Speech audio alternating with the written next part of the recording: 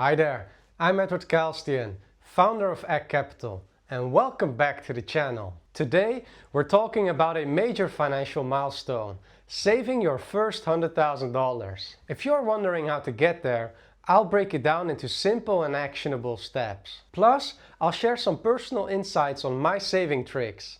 Let's jump in. The first step to saving $100,000 isn't about numbers.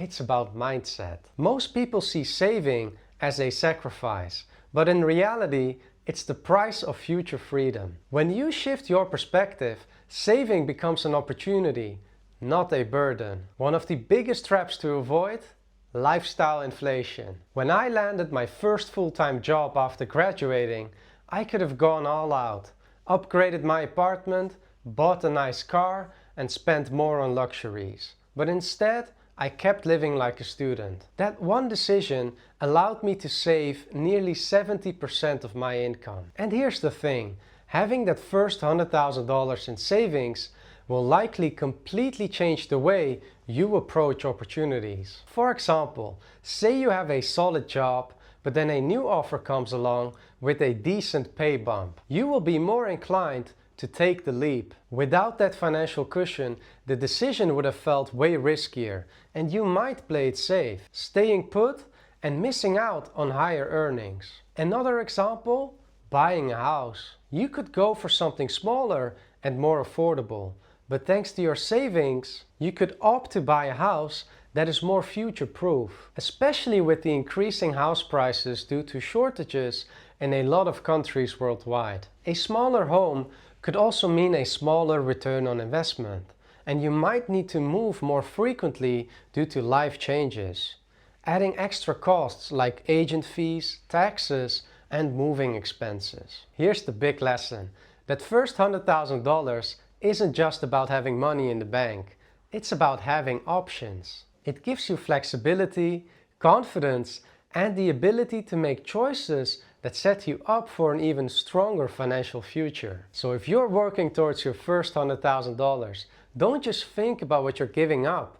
Think about what you're gaining. If $100,000 feels overwhelming, break it down into smaller goals. Let's say you want to hit $100,000 in 5 years. That's $20,000 per year, or about $1,667 per month, which breaks down to $55 per day. Seeing it like this makes it feel way more achievable. And if 5 years feel too long, you can always speed it up by increasing your income, for example. Which brings us to the next point. Cutting back on spending is great, but there's only so much you can cut, especially with increasing prices due to inflation. Earning more gives you way more flexibility. Here are a few ideas. Ask for a raise or switch to a higher paying job. Or you can start a side hustle like freelancing, tutoring, or flipping items.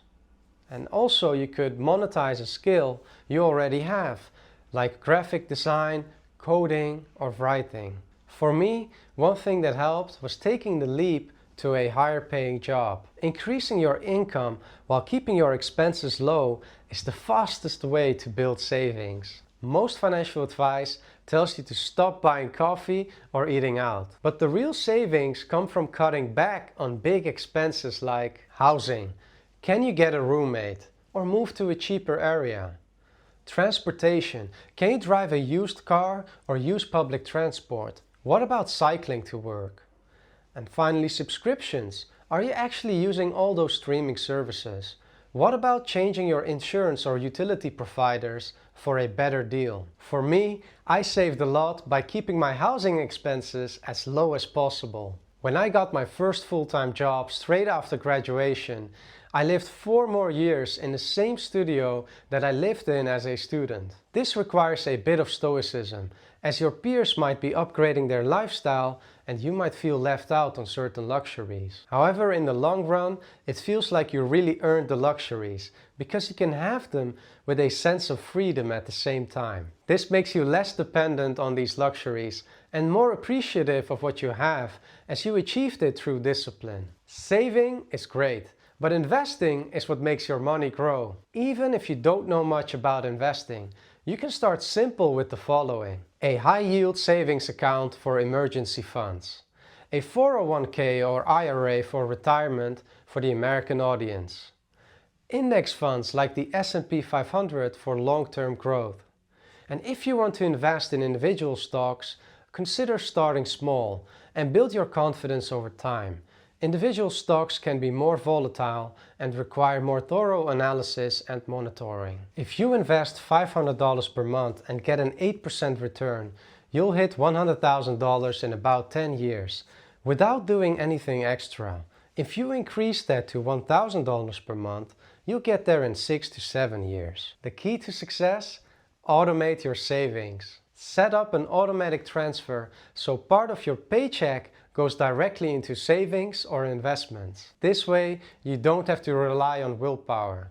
You're just saving without thinking about it. Instead of believing you're missing out on something, see it as paying yourself first, before you pay everyone else. Whenever you get your salary, make it intentional that you're paying yourself first and spend whatever is left. When you do this, it also feels more enjoyable to spend as well, because you're spending with a sense of control and will not feel bad about it afterwards. You deserved every bit of that spending as you paid yourself first. So there you have it. Saving your first $100,000 isn't impossible. It just takes a mindset shift, a plan, and consistent action. If you found this video helpful, please consider a like and subscribe to my channel for weekly content on investing or achieving financial independence. And let me know in the comments, what's your #1 savings tip? Let's help each other reach financial freedom. Thank you for watching, and I'll see you in the next one.